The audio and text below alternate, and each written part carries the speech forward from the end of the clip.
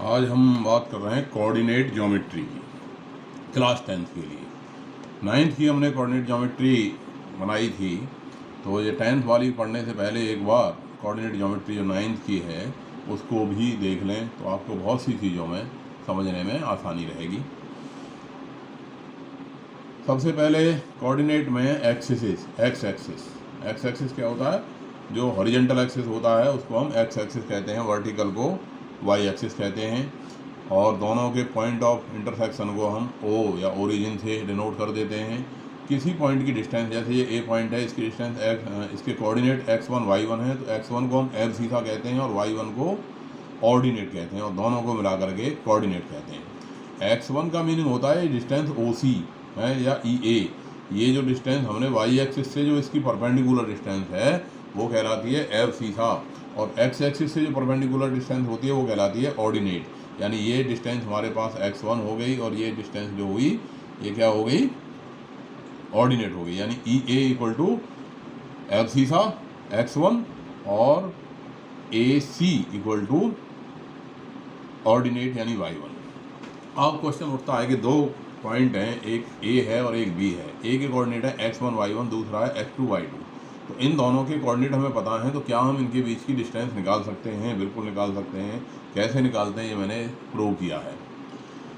Distance formula कहलाता है, ये फार्मूला सबको जरूर याद होना चाहिए। तो let coordinate of point A are x1 y1 and coordinate of B are x2 y2। A के ये x1 y1 है और B के ये x2 y2 है। तो सीधी सीधी बात हो गई कि ये जो डिस्टेंस है y एक्सिस से परपेंडिकुलर ये x1 हो गई, और ये जो डिस्टेंस है कौन सी? F से B तक, ये हो गई x2। अब इसमें से अगर हम इसे घटा दें, x1 को x2 में से x1 को घटा दें, तो हमारे पास क्या आ गया? AP आ गया हमारे पास x2 माइनस x1। इसी तरह से ये y2 कितनी हो गई? यहाँ से लेकर के x एक्सिस से इस B की परपेंडिकुलर डिस्टेंस यानी BD y2 हो गई, और ये जो डिस्टेंस हुई y1 हो गई AC। तो इस तरह से अगर हम BP निकालें तो BP क्या हो गया? y2 में से y1 को माइनस करने पर हमारे पास क्या आ गया? BP। तो यानी AP आ गया हमारे पास x2 माइनस x1, और BP आ गया y2 माइनस y1। ये दोनों एक दूसरे के परपेंडिकुलर हैं, और AP भी क्या बन रहा है? एक राइट एंगल ट्रायंगल बन रहा है। तो AB square equal to Pythagoras theorem by PT यानी पाइथागोरस प्रमेय से AB square equal to AP square plus BP square, यानी AB square equal to x2 minus x1 का whole square minus y2 minus y1 का whole square. इस तरह से जो AB आया हमारे पास वो आ गया रूट में x2 माइनस x1 का square plus y2 minus y1 का स्क्वायर। इस फॉर्मूले का हम यूज करेंगे अलग अलग जगह पर, कई तरह से हम यूज करेंगे 10th में और आगे कंपटीशन के क्वेश्चन में। देखिए क्या क्या यूज करते हैं इसका, समझ लीजिए। देखो, प्रूफ ना भी याद हो जिन बच्चों को, वो फार्मूला जरूर याद कर लें कि भाई दो पॉइंटों के अगर कोऑर्डिनेट AB हैं तो AB equal to x2 minus x1 square root में plus y2 minus y1 square. ये फार्मूला जो है सभी बच्चे ज़रूर याद कर लें, जो भी हमारे गवर्नमेंट स्कूल के स्टूडेंट हैं। वो फार्मूला ये सबको बिल्कुल रटा हुआ होना चाहिए। प्रूफ जिनकी समझ में आ जाए बहुत अच्छी बात है, ना आवे कोई बात नहीं। Use of distance formula. अब इस डिस्टेंस फार्मूला का यूज हम कैसे कैसे करते हैं समझ लो। पहला यूज होता है कि ABC आर 3 पॉइंट, मान लिया 3 पॉइंट ABC हैं, और तीनों पॉइंट ABC अगर AB plus BC equal to AC है, AB plus BC equal to AC है, तो तीनों पॉइंट क्या होंगे? कोलिनियर होंगे, एक ही लाइन में होंगे। यानी अगर 3 पॉइंट ABC कोलिनियर हैं तो दो जो छोटे वाले बनेंगे, AB और BC मान लिया मैंने छोटे हैं और AC उनमें तीनों में बड़ा है। डिस्टेंस फार्मूला से हमने निकाल लिया तीनों की वैल्यू। तो जो बड़ा वाला है, बड़ा वाला बाकी के दो के सम के बराबर होगा, तो ABC कोलिनियर हो जाएंगे। अच्छा, अगर दो छोटों का सम बड़े वाले से ज़्यादा है तो फिर वो नॉन कोलिनियर होंगे, और एक क्या बना देंगे? ट्रायंगल बना देंगे। 3 पॉइंट क्या बना देंगे? एक ट्रायंगल बना देंगे। इसी तरह से अगर AB BC और CA तीनों बराबर हो जाए, भाई AB BC CA तीनों की वैल्यू बराबर आ गई, तो वो क्या बन गया? इक्विलेटरल ट्रायंगल बन गया। ठीक है ना? ABC क्या बन जाएगा? एक इक्विलेटरल ट्रायंगल बन जाएगा। If all the 3 sides are of different length, अगर मान लिया तीनों साइड अलग अलग लेंथ की आ गई ट्रायंगल, तो वो क्या कहलाएगा? स्केलेंस ट्रायंगल होगा। और अगर दो साइड इक्वल आ गई तो वो क्या हो जाएगा? आइसोसेलेस ट्रायंगल हो जाएगा। भाई दो साइड बराबर आ गई कोई सी, और एक तीसरी अलग आ गई तो आइसोसेलेस। तीनों अलग अलग आ गई तो स्केलेंस। और अगर जो है तीनों इक्वल आ गई तो इक्विलेटरल है ही। अब यहाँ पे कभी कभी ये कंपटीशन में क्वेश्चन आया, 10th लेवल पे कभी नहीं आया, लेकिन मैं फिर भी इसे समझाए दे रहा हूँ कि अगर तीनों के कोऑर्डिनेट दे दिए और उसने पूछा कि वो ट्रायंगल कैसा है, एक्यूट एंगल्ड है या राइट एंगल्ड है या ऑब्टयूज एंगल्ड है या ये तीनों पॉइंट जो है कोलिनियर है। 4 ऑप्शन दे रखे थे। अभी जो है एसएससी एग्ज़ाम में ये क्वेश्चन था कि 3 पॉइंट दे रखे थे और तीनों पॉइंट के बारे में 4 ऑप्शन दे रखे थे कि इनमें से ये क्या बना रहे हैं, एक्यूट एंगल ट्रायंगल बना रहे हैं, राइट एंगल ट्रायंगल बना रहे हैं या ऑब्ट्यूज एंगल ट्रायंगल बना रहे हैं या जो है कोलिनियर है। 4 ऑप्शन दे रखे थे। तो इसके लिए हम इस तरह से देख लेते हैं कि अगर AC² प्लस BC² के सम से छोटा है देन ये क्या बनेगा, एक्यूट एंगल ट्रायंगल बनेगा। अगर AB² equal to AC² plus BC², यहाँ ये मान लेता हूँ कि AB लॉन्गेस्ट है और BC और AC दोनों उससे छोटी हैं। तो अगर बड़ी AB² equal to AC² plus BC² यानी बड़ी वाली के स्क्वायर जो है बाकी दो के स्क्वायर के सम के बराबर है तो ट्रायंगल राइट एंगल होगा। और अगर बड़ी वाली का स्क्वायर बाकी के स्क्वायर के सम से बड़ा है देन वो ऑब्टयूज एंगल ट्रायंगल होगा। क्लियर। और अगर AB equal to AC plus BC है, वही पहली वाली कंडीशन, यानी 2 का सम तीसरी साइड के बराबर है, तो 2 छोटी वाली का सम तीसरी साइड के बराबर है तो वो पॉइंट्स कोलिनियर होंगे। ये 4 ऑप्शन बन जाते हैं इसके हिसाब से। भाई 3 स्थितियों में जब जो है बड़ा है AB प्लस बाकी 2 का सम अगर तीसरी से बड़ा है, यानी 2 छोटे का सम तीसरी वाली बड़ी साइड से बड़ा है तो ट्रायंगल बनेगा। और ट्रायंगल होने में ये 3 स्थितियाँ पॉसिबल हैं। और अगर वो बराबर हो गया देन वो कोलिनियर होगा। तो इस तरह से हम इसको समझ सकते हैं। क्लियर। अब अगर मान लिया ABCD हमारे पास 4 पॉइंट हैं, ऐसे क्वेश्चन आते ही रहते हैं, ये 10th के एग्जाम में आते रहते हैं कि ABCD 4 पॉइंट हैं, बताइए वो क्या बना है। तो पहली बात हम करते हैं कि अगर ABC डिस्टेंस फार्मूला का यूज करके हम कैसे बताएंगे कि वो क्या फिगर बनी। तो ABCD मान लिया 4 पॉइंट है और AB इक्वल टू BC आ गया, BC इक्वल टू CD और DA, यानी चारों साइड बराबर हैं और डायगनल भी दोनों बराबर हैं। चारों साइड आपस में बराबर है और डायगनल आपस में एक दूसरे के बराबर हैं, तो वो निश्चित रूप से एक स्क्वायर होगा। ठीक है। डिस्टेंस फार्मूला के आधार पर हम कहेंगे कि ये जो है स्क्वायर होगा। अगर मान लिया चारों साइड बराबर हैं बट डायगनल्स इक्वल नहीं है, के then it will be a rhombus. तीसरी स्थिति पॉसिबल है कि भाई अपोजिट साइड बराबर है, जैसे AB इक्वल टू CD है और AD इक्वल टू BC है, AB इक्वल टू CD है और AD इक्वल टू BC है, और जो डायगोनल AC है वो डायगोनल BD के बराबर है, तब वो जो है एक रेक्टेंगल बनेगा, क्योंकि ये रेक्टेंगल की प्रॉपर्टी है कि अपोजिट साइड इक्वल होती है और डायगोनल भी इक्वल होते हैं। इसी तरह से अगर अपोजिट साइड तो इक्वल हैं बट जो डायगोनल हैं वो इक्वल नहीं है, AB इक्वल टू CD है and AD equal to BC है, बट AC BD के बराबर नहीं है, तो वो केवल एक पैरेललोग्राम होगा। ठीक है। और रेक्टेंगल नहीं होगा। तो ये बात क्लियर हो गई होगी। अब एक फार्मूला आ जाता है हमारे पास सेक्शन फार्मूला। मैं पहले इस चैप्टर की पूरी थ्योरी को डिस्कस कर दे रहा हूँ, तो इसे ध्यान से समझ लोगे तो आपको क्वेश्चन बहुत ही ईजी लगेंगे। तो सेक्शन फार्मूला क्या कहता है कि मान लिया, इसका मैं प्रूफ भी कराए दे रहा हूँ, हालांकि कभी पेपर में नहीं आया है 10th के में, लेकिन फिर भी जो बच्चे समझने के लेवल से समझ को अपनी को बढ़ाना करके कंपटीशन के क्वेश्चन करना चाहते हैं वो इसको ज़रूर समझ लें। मान लिया A और B 2 पॉइंट हैं, A के कोऑर्डिनेट हैं x1 y1 और B के कोऑर्डिनेट हैं x2 y2। ठीक है। और इस पर P कोई पॉइंट है, इस लाइन सेगमेंट पर P पॉइंट है जो इस लाइन सेगमेंट को m1:m2 में डिवाइड करता है। Let P is a point on line segment AB which divides AB in ratio m1:m2, या हम ये कह सकते हैं कि AP/PB इक्वल टू m1/m2 है। देन P के जो कोऑर्डिनेट होंगे, हम फार्मूला याद कर लें पहले कि इसके जो P के कोऑर्डिनेट जो है निकल के क्या आएंगे, m1x2 plus m2x1/m1+m2, m1y2 plus m2y1 upon में m1+m2। हमेशा रखने के बजाय ऐसे सोच लो, इसका मल्टीप्लाई इधर और इसका मल्टीप्लाई इधर और बट्टे में दोनों का सम, यानी m1x2 प्लस m2x1 अपॉन में m1+m2, ऐसे ही m1y2 प्लस m2y1 अपॉन में m1+m2। ठीक है। अब इस फॉर्मूले को हमने प्रूव करना है कि आया कहाँ से। मान लिया A and B are 2 points whose coordinates are x1 y1 and x2 y2 respectively. P is a point on AB which divides line segment A be in the ratio m1:m2। ठीक है, वही बात जो हमने अभी कही उसी को हमने लिख दिया। Let coordinate of P are x y, P के हमने कोऑर्डिनेट मान लिए कि एक्स वाई हैं। अभी जो हमने प्रॉपर्टी यूज की थी उसी का हम फिर प्रयोग कर रहे हैं कि इसके कोऑर्डिनेट एक्स वाई मान लिए, बाई ए ए सिमिलरिटी। अब ये जो दो ट्रायंगल दिखाई दे रहे हैं हमें, A Q P, P A Q और बी पी सी, ये दोनों सिमिलर होंगे। क्यों होंगे सिमिलर? भाई ये जो लाइन होगी पी सी किसके पैरेलल है? हमने खींची है ये एक्स एक्सिस के पैरेलल खींची है। ठीक है, तो यानी ये वाला एंगल और ये वाला एंगल क्या हो गए? दोनों करस्पॉन्डिंग एंगल हो गए। ये एंगल क्या है? 90 है, ये एंगल भी 90 है, क्योंकि ये सब हमने परपेंडिकुलर खींचे। ये ऐसे परपेंडिकुलर एक्स एक्सिस का, ये एक्स एक्सिस पर परपेंडिकुलर, ये भी एक्स एक्सिस पर परपेंडिकुलर, ये भी एक्स एक्सिस पर परपेंडिकुलर, और A Q parallel to X axis और पी सी भी पैरेलल टू एक्स एक्सिस। तो पी ए क्यू और पी सी आपस में पैरेलल हैं, इसलिए ये एंगल और ये एंगल दोनों क्या हो गए? Corresponding angle. और ये एंगल क्या हो गए? 90 हो गए।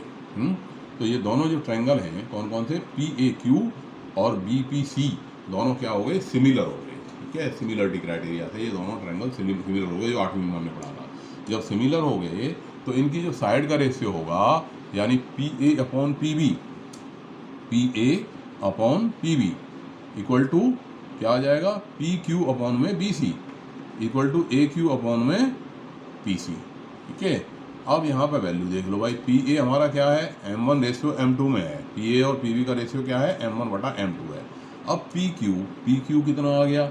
पी क्यू सीधी बात है, यहाँ से यहाँ तक की दूरी कितनी है? y, और यहाँ तक की दूरी कितनी है? ये y1।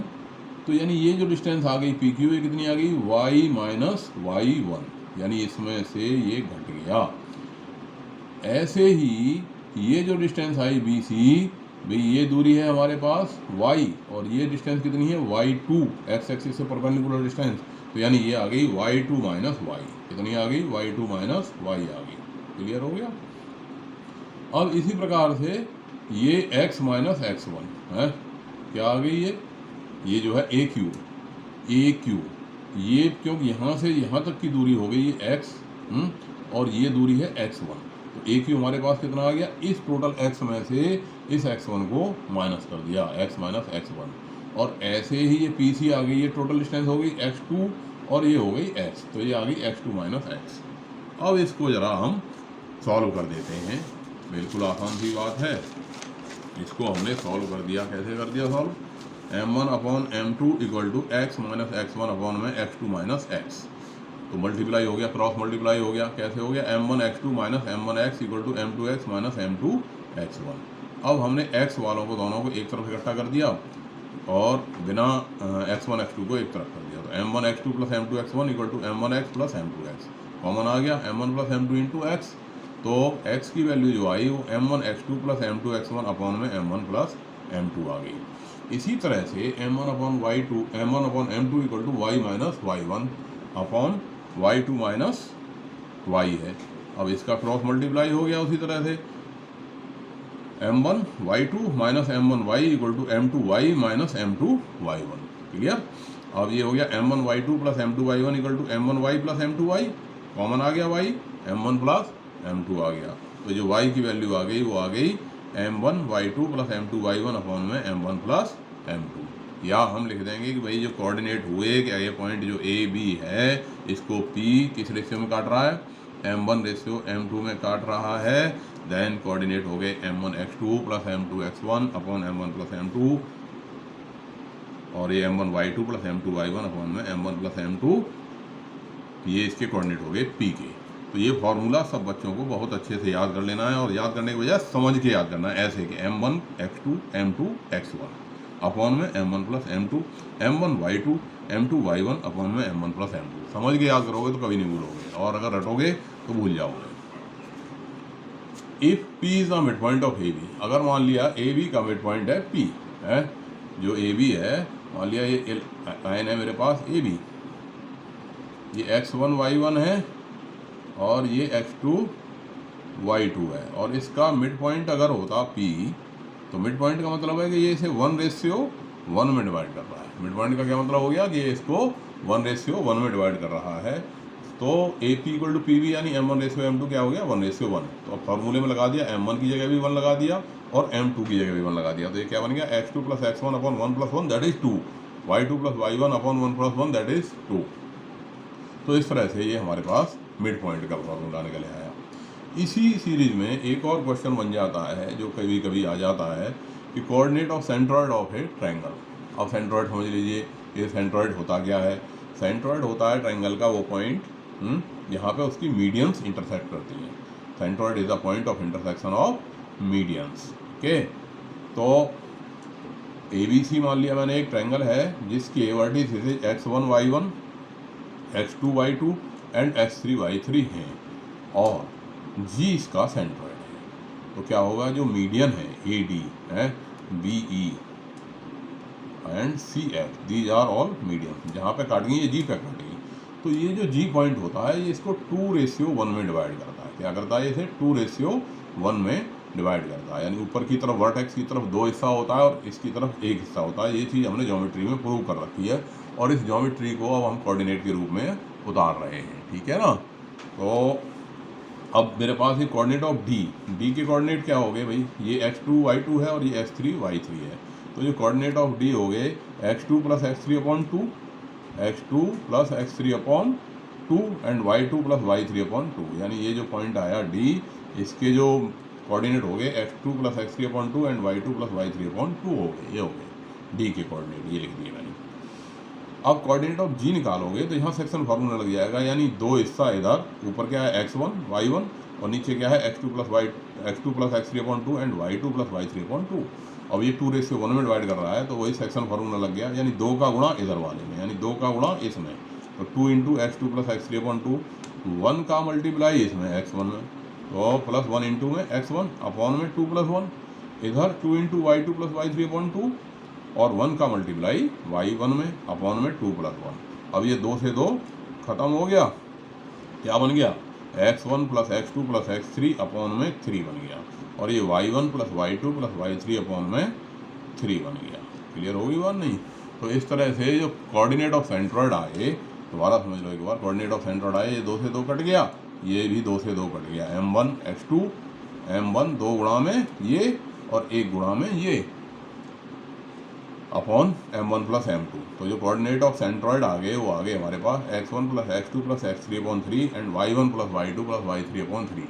अगर आप केवल याद कर लोगे कि भाई सेंट्रॉइड के कोऑर्डिनेट ये होते हैं तब भी हमारे 10th लेवल पे काम चल जाएगा, क्योंकि प्रूफ कभी कभार ही आता है, लेकिन फिर भी अगर समझ लो तो अच्छा रहेगा।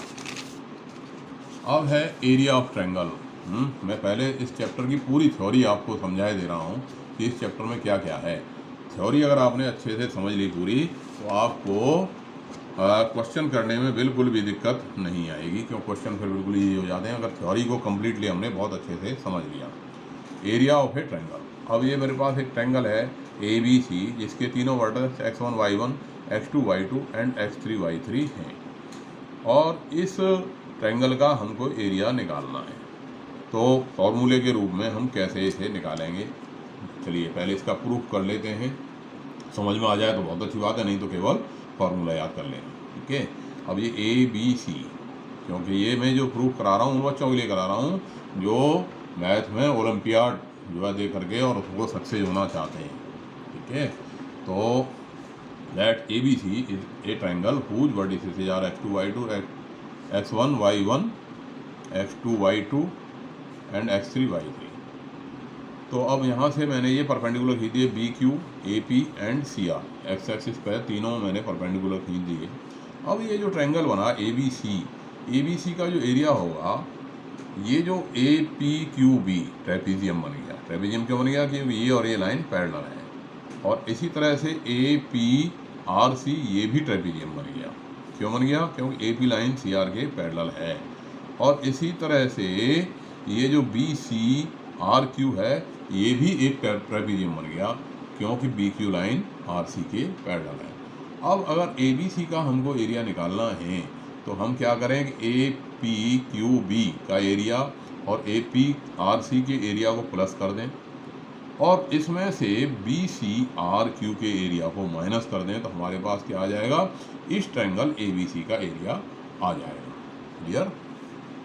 तो लेट ए बी सी, तो area of A B C, area of trapezium A B P Q P plus area of trapezium A C R P minus area of trapezium B Q R C. चित्र से मैंने समझा दिया, समझ में आ गया होगा कैसे हो गया। अब एक इसका trapezium A B Q P का जो एरिया बना वो कितना हो गया, 1/2 B Q plus A P into में क्यू पी। ऐसे ही ये trapezium A C R P का एरिया क्या बन गया, 1/2 A P plus C R into में पी आर। और ये जो बी सी क्यू आर है इसका जो एरिया बना ये क्या हो गया, half B Q plus C R into में क्यू आर, क्योंकि ट्रेपीजियम का एरिया होता है half B one plus B two multiply by H. तो इन ट्रेपीजियम में ये बी वन हो गई, ये बी टू हो गई, ये एच हो गई। इस वाले में ये बी वन, ये बी टू और ये एच, और इस वाले में ये बी वन, ये बी टू और ये एच। तो इस तरह से हमने इसको वैल्यू डाल दी। अब इसमें बी क्यू और कोऑर्डिनेट के हिसाब से हमने वैल्यू डाल दी। बी क्यू कितना हो गया y2, ए पी कितना है y1 है, चित्र से देखते जाओ। क्यू पी कैसे निकालोगे, x1 में से x2 को माइनस कर दिया। ऐसे ही ये 8p और cr y1 और y3 हैं, और इस pr निकालने के लिए क्या करोगे आप, pr को इसमें से, यहाँ से देख रहे हो, इसमें से घटा दिया। x3 में से pr के लिए x1 को घटा दिया, x3 में से x1 को घटा दिया। ऐसे ही यहाँ पे ये y2 प्लस y3 और ये x3 माइनस x2, इसी से चित्र से देख के सब चीज़ें हमने लिख दी। अब ये जो फॉर्मूला है इसको हमने ओपन कर दिया, खोल दिया, तो ये क्या बन गया, 1/2 y2 x1 minus y2 x2 y1 x1, क्या ना, y1 x1 से खोल दिया है माइनस y1 x2, ये वाला खुल गया आ गया ये। ऐसे ही इसको खोल दिया, y1 x3 minus y1 x1 y2 x3 minus y3 x1, इस वाले को खुल करके ये आ गया। अब ये वाला खुला है, बाहर माइनस है, तो खोल करके इनको मल्टीप्लाई करके इन सबके साइन हमने चेंज कर दिए। अब जो कट गए इसमें टोटल 12 टर्म आए भाई, 4 इसके आए, 4 इसके आए और 4 इसके आए, 12 आ गए। 12 में से ये जो y2 x2 है ये y2 x2 से कट गया, y3 x3 से कट गया, y1 x1 से कट गया, यानी 6 टर्म हमारे कट गए और 6 ही रह गए। अब 6 में यहाँ से x1 को हमने उठा लिया, x1 को उठाओगे तो क्या आएगा, y2 माइनस y3 आएगा। ऐसे ही x2 को उठाओगे तो क्या आएगा, y3 माइनस y1 आएगा, y3 माइनस y1 आ जाएगा x3 उठाने पर। ऐसे ही x3 को उठाओगे, x3 को कॉमन लोगे तो क्या आ जाएगा, y1 माइनस y2 आ जाएगा। तो इस तरह से हमारे पास जो फॉर्मूला कॉमन लेने पर बचा वो बच गया, area of triangle equal to half x1 y2 minus y3 plus x2 y3 minus y1 plus x3 y1 minus y2। तो ये एरिया ऑफ ट्रायंगल, यानी पूरे चैप्टर में जितनी थ्योरी है वो थ्योरी मैंने इतने में आपको बता दी। अगर आपने ये थ्योरी आपके अच्छे से समझ में आ गई तो क्वेश्चन बहुत ही ईजी हैं, बिल्कुल आसान है, आप थोड़े से मेहनत से ही उनको कर लोगे। पहला क्वेश्चन है, find the distance between the following pair of points. In points के बीच की डिस्टेंस निकालनी है। सीधा आपको डिस्टेंस फार्मूला याद है, x2 minus x1 square y2 minus y1 का होल स्क्वायर और रूट लगा देना है। भाई ये x2 हो गया 4 माइनस 2 का स्क्वायर, 1 माइनस 3 का स्क्वायर, चिन्ह का ध्यान रखना है। 4 में से 2 का स्क्वायर, 1 माइनस 3 का माइनस 2 का square, root 4 plus 4 that is √8, या √8 कितना हो गया, 2√2। इसी तरह से सेकंड क्वेश्चन में ये -5 7 है, ये -1 3 है। डिस्टेंस फार्मूला लगाना है, पी क्यू की वैल्यू निकाल देते हैं। ये x2 minus x1 square y2 minus y1 square, -1 और माइनस से माइनस क्या हो गया, प्लस हो गया, -1 प्लस 5 का square, y2 minus y1 3 minus 7 का स्क्वायर, 4 स्क्वायर प्लस माइनस का 4 स्क्वायर दैट इज 16 प्लस 16, और ये आ गया हमारे पास रूट में कितना, 16 और 16 32 का आ गया 4√2। सवाल बिल्कुल आसान होते हैं, थोड़ा ध्यान जो रखना होता है वो केवल हमें साइन का ध्यान रखना होता है कि घटाने पे साइन क्या आएगा। जैसे ये ए बी पॉइंट है, ये -a एंड -b पॉइंट है, तो डिस्टेंस बिटवीन 2 पॉइंट बन गई हमारे पास x2 माइनस x1 का whole square plus y2 minus y1 का होल स्क्वायर, यानी -a और ये -b का whole square that is -2a हो गया। -2a का होल स्क्वायर करोगे तो 4a स्क्वायर ही आएगा, क्योंकि माइनस का स्क्वायर प्लस हो जाता है। -2b का होल स्क्वायर करोगे तो वो 4b स्क्वायर आ जाएगा। 4 बाहर लेके आप कॉमन निकालोगे तो 2 आ गया, 2 अंडर रूट में a square plus b square आ गया। Simple question. दूसरा कह रहा है, find the distance between point 0 0 and 36 15। Can you now find the distance between 2 towns a and b। A और बी कोई दो टाउन है, उनके कोऑर्डिनेट हमें इस तरह से दे रखे थे 0 0 और 36 एंड 15, इनके बीच की दूरी निकालनी है। सीधा सीधा हमारे पास फॉर्मूला लग गया x2 minus x1 square y2 minus y1 square, 36 minus 0 का स्क्वायर 15 माइनस 0 का स्क्वायर, 36 का स्क्वायर प्लस 15 का स्क्वायर। थोड़ा स्मार्ट तरीके से कर देते हैं। एक तरीका तो ये था भाई कि 36 का हम स्क्वायर करते हैं, 36 का स्क्वायर करते और 15 का स्क्वायर करते, उनको जोड़ते, तो इसमें हमें थोड़ी कैलकुलेशन ज़्यादा करनी पड़ जाती। तो थोड़ा स्मार्ट हो जाते हैं, क्या करते हैं कि इसको हम कॉमन निकाल लेते हैं, क्योंकि यहाँ हम देख रहे हैं 36 में भी 3 का भाग जा रहा है और 15 में भी 3 का भाग जा रहा है। तो 3 को हमने कॉमन निकाला। अब स्क्वायर है तो 3 का स्क्वायर कॉमन आ गया। 3 से भाग लगने पर 36 कितना हो गया, 12 का स्क्वायर हो गया, और 3 से 15 को डिवाइड मारा तो ये कितना रह गया, 5 का स्क्वायर हो गया। तो ये हमारे पास रह गया 12 का स्क्वायर और ये रह गया कितना, 5 का स्क्वायर। अब सबको याद आ गया होगा 5 12 5 13 है, क्योंकि ये क्या है, पाइथागोरियन ट्रिपलेट है। 12 का स्क्वायर 144, 5 का स्क्वायर कितना 125, 25, 5 का स्क्वायर 25, तो 144 प्लस 25 दैट इज 169। तो ये हो गया 3 का स्क्वायर इंटू में 169, दैट इज 3 का स्क्वायर इंटू 13 का स्क्वायर। अब रूट है, रूट हटाओगे तो ये स्क्वायर खत्म हो गया, ये 3 रह गया और ये 13 रह गया। 3 का 13 से मल्टीप्लाई हो गया तो हमारे पास कितना आ गया, ये 39 आ गया। क्लियर। तो इससे कॉमन लेने से क्या हो गया कि कैलकुलेशन हमारी इजी हो गई, क्योंकि मल्टीप्लाई हम करते, इसे फिर जोड़ते, जोड़ करके फिर स्क्वायर रूट निकालते, आंसर तब भी 39 आता, लेकिन उसमें हमें थोड़ी कैलकुलेशन जो है बढ़ जाती। तो हमें मैथमेटिक्स सीखने का मतलब होता है कि हमें किसी भी क्वेश्चन को छोटे से छोटे तरीके से करना। हालांकि मार्क्स लंबे तरीके से मिल जाएंगे, बट मैथमेटिक्स का जो कहते हैं कि जो फंडामेंटल एम है, फंडामेंटल एम, मूलभूत उद्देश्य है मैथमेटिक्स का, कि कैलकुलेशन को शॉर्टेस्ट करना, बड़े तरीके से नहीं, छोटे तरीके से करना। अब आप देख रहे हो थर्ड क्वेश्चन है, determine the points 1 5 2 3 and -2 -1 are collinear. किसे देखिए क्या ये पॉइंट कोलिनियर हैं। तो मैंने अभी पीछे डिस्कस कर दिया था सारा। तो ए बी सी तीनों पॉइंट हैं, डिस्टेंस फार्मूला हमने लगा दिया, ए बी निकाल दिया। ए बी निकालने का मतलब 2 - 1 का स्क्वायर और 3 - 5 का स्क्वायर। 2 - 1 1 का स्क्वायर 1, 3 - 5 -2 का स्क्वायर 4। 1 + 4 क्या आ गया, √5 आ गया। ये आ गया -2 -2 का स्क्वायर, -11 -3 का स्क्वायर, -2 एंड -2 -4 का स्क्वायर, -11 और -3 कितना हो गया, -14 का स्क्वायर। अब इसे सॉल्व कर देते हैं तो ये 16 हो गया, ये 196 हो गया, 196। तो 16 एंड 196 कितना आ गया, 212 आ गया। और 2 का अगर इसे फैक्टर कर देते हैं 212 212 के, तो 2 × 2 × 53 आ गया है। तो 2 कॉमन निकल गया, 2√53 बच गया।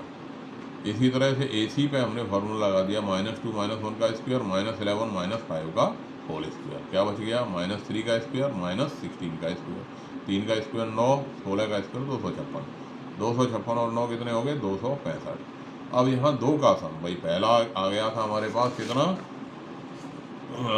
√5, एक साइड आ गई थी हमारे पास √5, दूसरी आई 2√53, तीसरी आई रूट में 265। तो ये जो है इनमें 2 का सम, 2 छोटे वाले का सम तीसरे वाले के बराबर नहीं आ रहा है, इसका मतलब ये कोलिनियर नहीं है। चौथा क्वेश्चन कहता है कि check whether point 5 - 2 6 4 7 -2 are the vertices of a isosceles triangle. क्या ये ए बी सी 3 पॉइंट एक आइसोसेलेस ट्रायंगल बनाते हैं।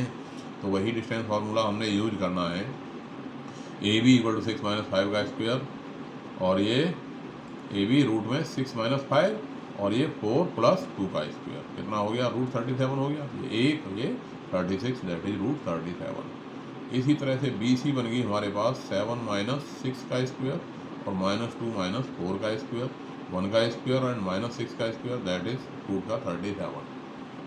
इसी तरह से ए सी 7 - 5 का स्क्वायर, -2 + 2 का स्क्वायर दैट इज 4 + 0 है, और 4 का रूट आ गया 2। अब यहाँ पर ये दो साइड ए बी और बी सी हमारे पास दोनों ही √37 हैं। तो clearly that is it is an isosceles triangle, क्योंकि 2 sides are equal and third side is different, so this is an isosceles triangle. Clear हो गई बात। अब आ जाओ क्वेश्चन नंबर 5। क्या कह रहा है question number 5, in a classroom 4 friends are seated on A, B, C and D as shown in figure 7.8. Champa and Chameli walk into the class and after observing for a few minutes, Champa asks Chameli, "Don't you think ABCD is a square?" Chameli disagrees. Using distance formula, find which of them is correct. यानी 4 point पे ये बच्चे बैठे हैं, A, B, C and D, 4 friend point पे बैठे हैं। तो अब यहाँ डिस्टेंस फार्मूला की बात है, तो हम A, B, C और D के कोऑर्डिनेट जरा निकाल देते हैं। कैसे निकालेंगे भाई A, B, C और D के कोऑर्डिनेट? इसी में चित्र को देखते हुए, आप ये देख रहे हो मेरे टैब में, ये टैब में चित्र में बैठे हुए हैं बच्चे A, B, C, D। अब A के कोऑर्डिनेट कहाँ आ रहे हैं? A के लिए हम 3 चले इधर और 4 चले इधर, आप किताब में देख लोगे 3, 4 हो गए, ठीक है। इसी तरह से B के कोऑर्डिनेट हो गए, इधर 6 चले एक्स एक्सिस पे और इधर का कितना चले गए 7, तो 6, 7 हो गए। और C के कोऑर्डिनेट कितने हो गए 9, इधर चले एक्स एक्सिस पे और वाई एक्सिस पे 4, तो 9, 4 हो गए। और D के कोऑर्डिनेट इधर 6 और इधर 1, तो 6, 1 हो गए। तो चारों पॉइंट के कोऑर्डिनेट हमने इससे नोट कर दिए, ये मैंने इसमें कॉपी में लिख दिया, आपने मेरे टाइम में देख लिए होंगे, अपनी किताब में देख लिए होंगे। चारों के कोऑर्डिनेट ये मैंने लिख दिए। अब डिस्टेंस फार्मूला लगा दिया ए बी पे। ए बी कितना हो गया 6 - 3 का स्क्वायर प्लस 7 - 4 का स्क्वायर। 6 में से 3 घट गया 9 आ गया, 7 में से 4 9 आ गया, रूट 18 कितना आ गया 3√2। ऐसे ही बी सी निकाल दिया, 9 - 6 का स्क्वायर 4 - 7 का स्क्वायर दैट इज 9। 9 में से 6 3, 3 का स्क्वायर 9, 4 - 7 -3 का स्क्वायर भी 9, √18 यानी इसकी वैल्यू 3√2। ऐसे ही सी डी 9 - 6 का स्क्वायर प्लस 4 - 1 का स्क्वायर दैट इज 3 का स्क्वायर प्लस 3 का स्क्वायर √18 यानी 3√2। ऐसे ही सी डी के बाद डी ए की वैल्यू हुई 6 - 3 का स्क्वायर 1 - 4 का स्क्वायर 3 का स्क्वायर 9 - 3 का स्क्वायर 9, 9 और 9 18 कितना आ गया 3√2। ए सी 9 - 3 का स्क्वायर प्लस 4 - 4 का स्क्वायर, 9 में से 3 घट गया 6 का स्क्वायर और ये 0 का square that is 6। B D 6 - 6 का स्क्वायर और ये 7 - 1 का स्क्वायर यानी 0 का स्क्वायर प्लस 6 का स्क्वायर दैट इज 6। अब हमारे पास क्या आ गया, चारों साइड इक्वल आ गई। A B equal to B C equal to C D equal to D A, चारों साइड इक्वल आ गई और दोनों डायगोनल आपस में इक्वल आ गए। तो जो पहली कंडीशन हमने लिखी थी, जो शुरू में जब थ्योरी बताई थी चैप्टर की, तो वहाँ हमने लिखा था कि अगर चारों साइड इक्वल हो जाएं और डायगोनल भी आपस में इक्वल हो जाएं तो वो क्या हो जाता है, एक स्क्वायर हो जाता है। तो जो चंपा कह रही है वही बात ठीक है। So that Champa is correct, Champa is right. A B equal to B C equal to C D and equal to D and A C equal to B D आ चुका है, इसलिए वह ठीक कह रही है। और नेक्स्ट क्वेश्चन छठा उसी पे बेस्ड है। Name the type of the coordinator form if any, कि ये कह रहा है कि भाई 4 पॉइंट हैं, अगर कोई कोऑर्डिनेटर बना तो वो किस प्रकार का कोऑर्डिनेटर बना है इसके बारे में बताइए। तो वो जो पॉइंट मैंने लिखे थे वही काम आएंगे यहाँ जब हमें 4 पॉइंट हों तो वही काम करना पड़ता है। भाई ए बी सी डी चारों पॉइंट हैं, ये लिख लिए हमने इनके कोऑर्डिनेट। अब ए बी निकाल दी डिस्टेंस फार्मूला का यूज करते हुए, कितनी आ गई 2√2 आ गई, निकालोगे खुद। ऐसे ही बी सी निकाली फार्मूला का यूज करते हुए, कौन सा formula x2 - x1 plus y2 - y1 का स्क्वायर, वो 2√2 आ गई। ऐसे ही सी डी निकाली वही फार्मूला यूज करते हुए, तो वो भी 2√2 आ गई। और डी ए निकाली तो वो भी 2√2 आ गई। और ए सी निकाली तो वो 4 आ गई और बी डी निकाली वो 4 आ गई। यानी 6 चीज़ें इसमें निकालनी पड़ेंगी। अगर 4 पॉइंट हैं तो हमें 6 बार डिस्टेंस फार्मूला टोटल लगाना पड़ेगा। क्या क्या निकालना पड़ेगा, A B B C C D and D A और A C and B D. 6 item निकालने के बाद हम बता पाएंगे कि ये हमारी फिगर कौन सी बनी। अब इसमें देख रहे हो आप A B B C C D and D A चारों साइड बराबर आ गई और दोनों डायगोनल भी आपस में बराबर आ गए। तो ये केस बन गया हमारा काय का, स्क्वायर का बन गया, यानी ये एक स्क्वायर हो गया। ये बात आपके दिमाग में बिल्कुल फिट रहनी चाहिए। ऐसे ही इसमें सेकंड क्वेश्चन में देख रहे हो बिल्कुल सेम है। ए बी सी डी मैंने चारों पॉइंट लिख दिए, फिर 6 आइटम हमको निकालने पड़ेंगे। क्या क्या, ए बी डिस्टेंस फार्मूला का प्रयोग करके √52 आ गया, बी सी कितना आ गया √13 आ गया, सी डी √50 आ गया और ए डी √85 आ गया। अच्छा, अगर ये चारों साइड ही हमारी अलग अलग आ जाती है, ठीक है ना, अगर ये चारों साइड डिफरेंट आ गई, जैसे रूट 52 आ गई, ये रूट 13 आ गई, ये रूट 50 आ गई और ये रूट 85 आ गई, तो यहाँ कोई स्पेशल टाइप का जो है क्वाड्रिलेटरल नहीं बन रहा। ये एक वैसे ही क्वाड्रिलेटरल तो है, बट कोई स्पेसिफिक इसका नेम नहीं होगा। ऑल साइड्स आर डिफरेंट, सभी साइड डिफरेंट हो गई। जैसे ट्रायंगल में तो हम उसे स्केलेंस ट्रायंगल कह देते हैं, लेकिन यहाँ कोई ऐसा नाम नहीं है। यहाँ पर उसे हम कह देंगे कि वो एक वैसा ही क्वाड्रिलेटरल है, उसका कोई स्पेसिफिक टाइप ऑफ क्वाड्रिलेटरल नहीं है। All sides are different, so no specific type of quadrilateral is form है, यानी कोई भी स्पेसिफिक नहीं बन रहा है। बात यहीं ख़त्म हो जाएगी इसकी। थर्ड क्वेश्चन, थर्ड पार्ट इसका 6 का, ए बी सी डी। ए है हमारा 4 5, बी है 7 6, सी है 4 3 और डी है 1 2। तो ए बी निकाली, रूट 10 आ गई भाई। बी सी ए बी निकाली, रूट 10 आ गई। वही formula x2 minus x1 y2 minus y1 का होल स्क्वायर है, x2 minus x1 y2 minus y1 का होल स्क्वायर निकाल दिया। बी सी, बी और सी है 4 माइनस 7 3 माइनस 6 का स्क्वायर, 9 और 9 18। सी डी 1 माइनस 4 का स्क्वायर, 2 माइनस 3 का स्क्वायर, उसी तरह से निकालते चलेंगे रूट 10। ऐसे डी ए 1 माइनस 4 का square and 2 minus 1 minus 4 and 2 minus 5, इस तरह से ही याद करो का स्क्वायर निकाल दिया।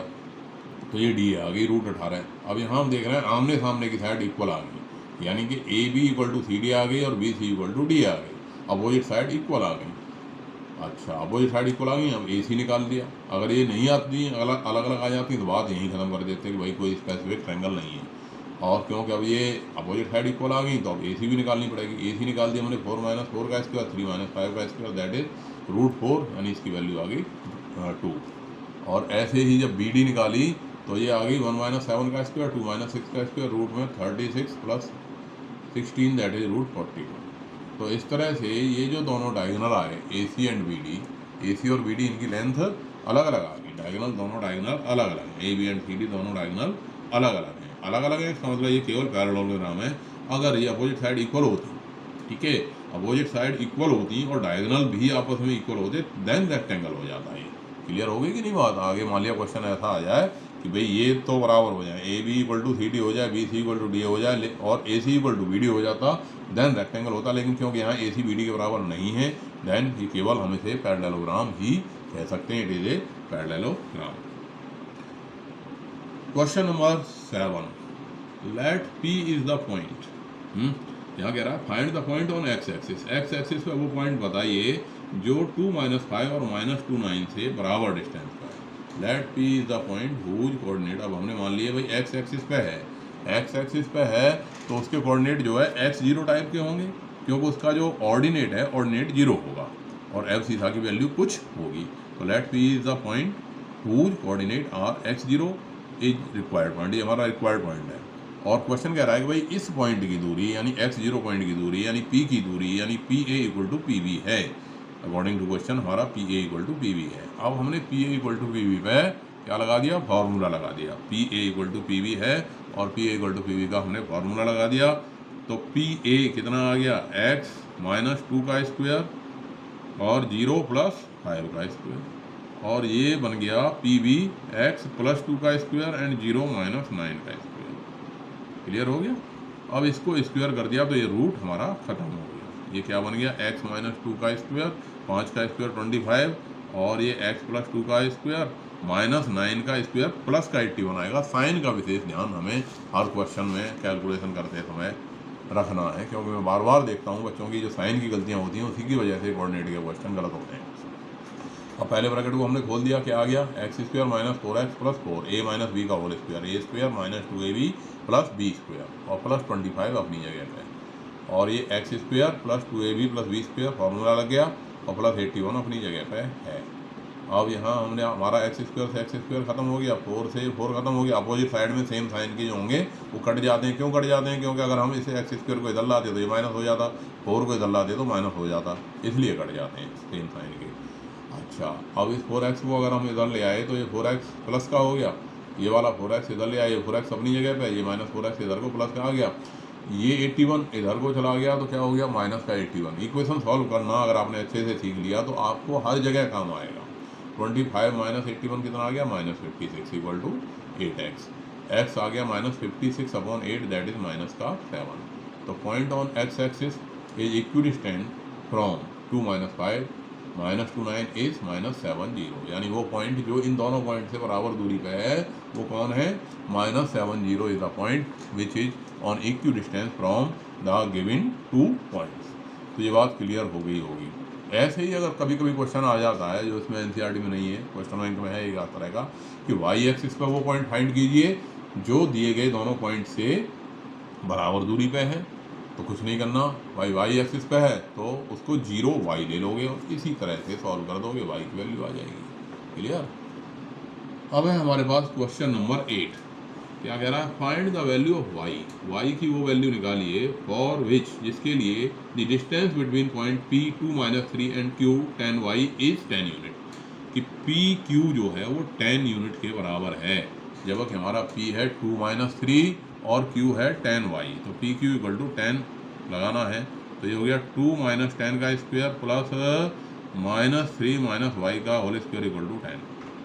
2 - 10 कितना हो गया, -8 का स्क्वायर, -3 - वाई का स्क्वायर कितना हो गया, माइनस को हमने इसमें से कॉमन निकाल दिया। देखो इक्वेशन सॉल्व करते समय में साइन का विशेष ध्यान रखना, क्योंकि गलतियाँ बच्चों की जो होती हैं वो मोस्टली साइन की गलती होने के कारण ही क्वेश्चन गलत होते हैं। तो -1 कॉमन निकालोगे तो ये 3b प्लस का हो गया और वाई भी प्लस का हो गया, और -1 का स्क्वायर प्लस का ही रहा। आप सोच रहे होगे माइनस कहाँ गायब हो गया, तो ये गायब ऐसे हो गया भाई, -1 कॉमन निकाला तो -1 का स्क्वायर बाहर आएगा, तो -1 का स्क्वायर +1 ही रहा, और ये 3b प्लस का हो गया और वाई भी प्लस का हो गया इक्वल टू 10 का स्क्वायर। और -8 का स्क्वायर कितना हो गया, 64, और ये y square plus 6y plus 9 equal to 100। a plus b के होल स्क्वायर से हमने खोल दिया। अब ये y square plus 6y plus 73 कहाँ से बन गया, 64 और 9 को जोड़ दिया, कितना आ गया 73। 100 इधर को आया तो -100 इक्वल टू 0 आ गया। अब ये आ गया हमारे पास Y square plus 6y -27 equal to 0। अब यहाँ पे हमने जो 4th चैप्टर में सीखा था क्या, फैक्टराइजेशन है, जो क्वाड्रेटिक इक्वेशन को सॉल्व करना। क्वाड्रेटिक इक्वेशन को सॉल्व करने का तरीका अब यहाँ आना चाहिए, तभी हमारा क्वेश्चन आगे को बढ़ेगा। तो 27 के हमें 2 पार्ट करने पड़ेंगे, a इंटू सी इंटू ए, या 1 है ये 27 है, साइन माइनस है तो घटाने पे 6 आना चाहिए। तो 2 पार्ट बना दिए हमने, 9 and 3, 9 3 या 27, ठीक है, और 9 में से 3 घट रहा है, 6 आ रहा है। तो Y square plus 9y minus 3y minus 27 equal to 0। Y common आ गया, Y plus 9 minus 3 common, 9y plus 9 equal to 0। Factor हो गए हमारे y minus 3 into Y plus 9 equal to 0। Either y minus 3 equal to 0 यानी y equal to 3, और y plus 9 equal to 0 यानी y equal to -9। तो y की value -9 आ गई, y की वैल्यू 3 आ गई, 2 वैल्यू हमारे पास y की निकल के आ गई। तो इस तरह से 8वां क्वेश्चन समझ में आ गया होगा। क्वेश्चन नंबर 9 क्या कहता है कि if Q01 is equidistance from P 5 3 and R x 6, find the value of x, also find the distance QR and PR। क्या कह रहा है कि भाई Q पॉइंट है आपका 01, P है 5 - 3 और R है x 6। अगर QP इक्वल टू QR के बराबर है, if QP equal to QR, then find the value of x। तो x की वैल्यू हमने निकालनी है, तो हमने लगा दिया भाई डिस्टेंस फार्मूला लगा दिया भाई, QP x2 - x1, 5 - 0 का स्क्वायर -3 - 1 का स्क्वायर इक्वल टू x - 0 का स्क्वायर, QR यानी x माइनस 0 का स्क्वायर QR, और 6 - 1 का स्क्वायर। अब इसका स्क्वायर कर दिया तो ये रूट हमारा यहाँ से गायब हो गया। क्या बच गया, ये 5 का स्क्वायर 25, 3 और 1 4, -4 का स्क्वायर 16, और ये x का square x square 6 - 1 that is 5, 5 का स्क्वायर 25। तो x स्क्वायर हमारा ये 25 से 25 खत्म हो गया, x स्क्वायर इक्वल टू 16 यानी x equal two plus minus 16 that is x equal two plus minus 4। तो जो QR की वैल्यू आई, QR की वैल्यू कितनी आ गई, 0 - 4 का स्क्वायर प्लस 1 - 6 का स्क्वायर, और 0 - 4 का स्क्वायर हो गया 16, और 1 - 6 का स्क्वायर हो गया कितना 25, दैट इज रूट में 41। 16 और 25 जुड़ गए दोनों, रूट 41 हो गया। और PR, अब इसको हमने यहाँ पे ये समझ लो कि x की वैल्यू आई 2 हमारे पास भाई, 1 + -4, तो अगर हमने x को +4 लिया है तो ये तो क्यू आर की वैल्यू तो √41 आ गई, यहीं से निकाल दी हमने क्यू आर, भाई ये वैल्यू आ गई हमारी। अब 4 के लिए पी आर कितना आ गया, 4 - 5 का स्क्वायर + 6 - 3 का स्क्वायर यानी 1 + √81 यानी √822 आ गया। और जब जो है x की वैल्यू +4 के लिए पी आर की वैल्यू आ गई हमारी √82। और जब हमने x = -4 लिया, -4 लोगे तो जो पी आर की वैल्यू आएगी वो कितनी होगी, -4 - 5 का स्क्वायर + 6 - 3 का स्क्वायर, 4 5 कितना हो गया 81, 6 and 3 कितना हो गया 81। तो 81 इंटू में 2, 81 का रूट बाहर आ गया 9 और √2 अंदर रह गया यानी 9√2 रह गया। Question number 10, find the relation between x and y such that point xy is equidistant from the point 3 6 and -3 4। कि भाई x और y में वो रिलेशन फाइंड कीजिए जिसमें ये जो p पॉइंट की दूरी है a और b दोनों से बराबर है, यानी हमारा PA = PB है। तो हमने PA पे फॉर्मूला लगा दिया डिस्टेंस, क्या बन गया x - 3 का स्क्वायर y - 6 का स्क्वायर, और ये इधर बन गया x + 3 का स्क्वायर एंड y - 4 का स्क्वायर। स्क्वायर कर दिया तो रूट हट गया, इसे खोल दिया, क्या बन गया x² - 6x + 9, ये y² - 12y + 36, और इधर ये हो गया x² + 6x + 9 और y² - 8y + 16। इस तरह से हो गया ये। अब भाई x² ख़त्म हो रहा है, y² से y² ख़त्म हो रहा है, 9 से ये 9 भी ख़त्म हो रहा है। अब सबको बाकी बचे को इकट्ठा कर दिया, भाई इधर बचा -6x, इधर बचा -12y और ये इधर बचा 36, और इसको इधर ले गए तो -6x, -8y इधर गया तो +8y हो गया, 16 इधर पहुंचा तो -16 हो गया, = 0 रख दिया। अब -6x एंड -6x कितना हो गया, -12x, -12y + 8y कितना आ गया, -4y, एंड ये 36 में से 60 घटा तो +20 बच गया = 0। अब -4 से डिवाइड मार देते हैं, -4 से डिवाइड कर दिया तो ये +3x हो गया, ये +y हो गया, और ये -5 = 0। तो इस तरह से हमारी एक्सरसाइज 7.1 ख़त्म हुई, और जो पूरे चैप्टर की थ्योरी है उस थ्योरी को हमने डिस्कस किया। ये ज़रूर आपके समझ आया होगा, अच्छे से समझ आया होगा, और कोशिश करते रहोगे लगातार NCERT को करने की, क्योंकि NCERT मेन है। NCERT इज़ द बाइबल और क्लास 10, इसी को पहले आप अच्छे से करोगे, उसके बाद बाकी चीज़ें करनी चाहिए, तभी आप बोर्ड एग्ज़ाम में या आगामी एग्ज़ाम में या जब कभी भी कंपटीशन दोगे उन सब जगह अच्छे नंबर लाओगे। NCERT को करना बहुत ही ज़रूरी है।